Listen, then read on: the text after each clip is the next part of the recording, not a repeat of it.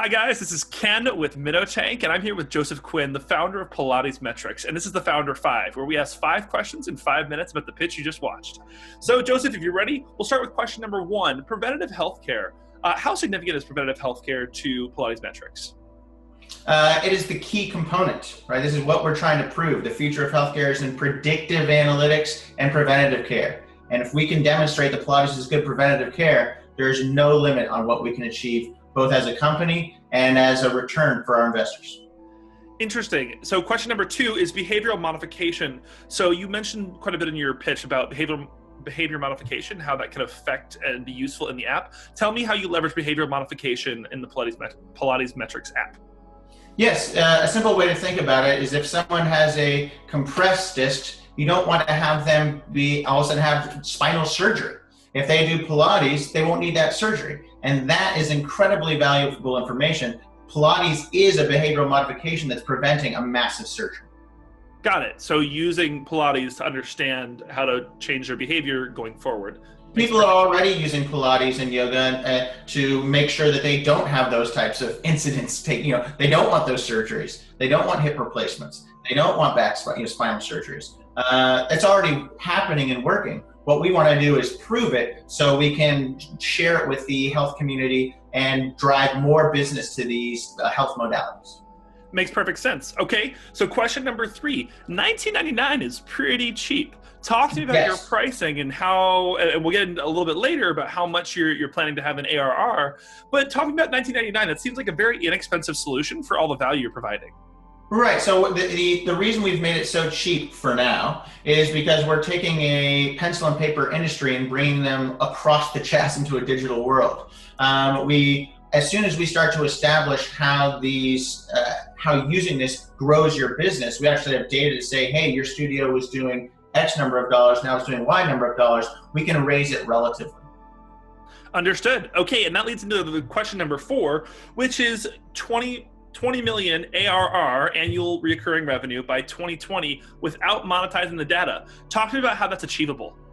Right, so it's 2021, 2022 when we project that. If we stay in Pilates, that's impossible. But the fact is that we're starting in Pilates because that's where we have expertise, but we're already starting to build relationships to yoga, to bar, and in particular the health club market. And that's when it's $34 billion growing market. And they have a need for what we have. Fabulous. Okay, then our last question for you on this Founder 5 is, how much are you currently raising and what kind of investors are you looking to find? We closed our first round of funding at $650,000. We've opened a bridge round of $400,000, and that comes with a 20% discount. We created this smaller round because, like I said, we've built these incredible relationships with some very fast-growing companies, and we need to connect to their back-end system. So we've opened up this bridge round so we can make those connections and expand our revenue quickly. What we're looking for in investors are people that have a passion for health, that think that having surgery is not the answer. Maybe it's someone that who had a debilitating surgery, or someone who's had an experience where they weren't enjoying their life, or then they started using Pilates or yoga, and then, hey, what do you know? They could go running again, or they could go skiing with their grandkids again.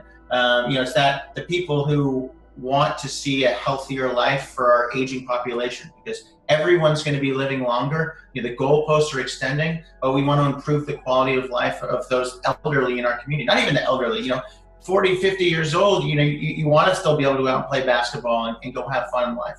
And we're trying to improve the quality of life as people live longer. And if that's something that you believe in, a healthy lifestyle, a positive experience for someone who thought their movement life was going to go one way and they weren't going to be able to enjoy themselves, and that change, or you want to provide that change for someone, we're looking for people who are passionate about improving the quality of life for all types of people.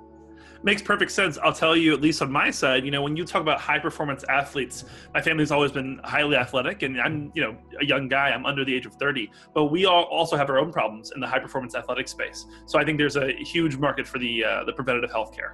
It's funny you mentioned that. I got the idea for PilatesMetrics while working with the University of California athletic program. I was working with Cal football, basketball, golf, and I was looking for a way to convey progress to the coaches and the medical staff, and that's when I came up with PilatesMetrics. So yes, it certainly has a place with high performance in athletics. I love it. Well, thank you very much, Joseph Quinn. That's Joseph Quinn, founder of PilatesMetrics. Thank you very much for pitching on MinnoTank. Thank you very much, Ken, and thank you, MinnoTank.